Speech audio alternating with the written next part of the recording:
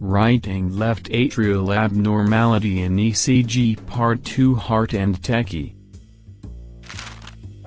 Hello guys, in this video we are going to discuss about the remaining portion of our first video. The link is given in the description box. You can watch the first video there. The right atrial abnormality mostly seen in the people having pulmonary related issues, so this pattern of right atrial enlargement in the ECG is also known as P. pulmonale.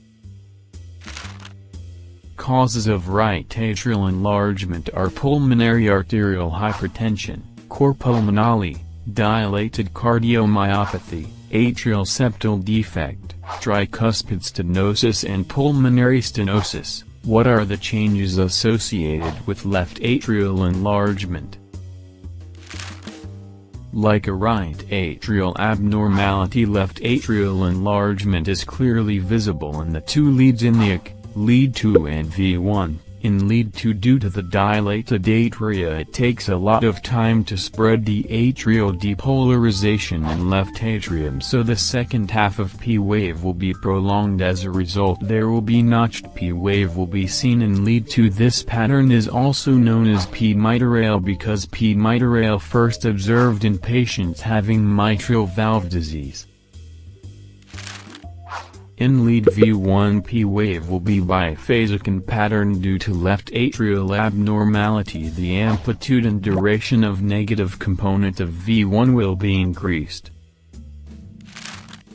In lead 2, P wave duration will be more than 110 millisecond and the P wave axis will be less than 30 degree in left atrial enlargement. In V1, negative component of P wave will be more than one small box. Due to the dilated left atrium, the P wave axis will be shifted to leftward. The major causes of left atrial abnormality are mitral stenosis, cardiomyopathies, congenital heart defects.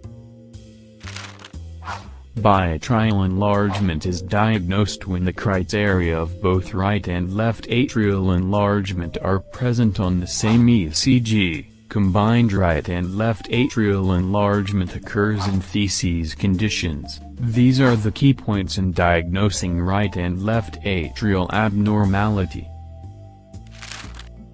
If you like my channel, do like, share and subscribe. Any doubts or queries, do comment in the comment box. Thank you.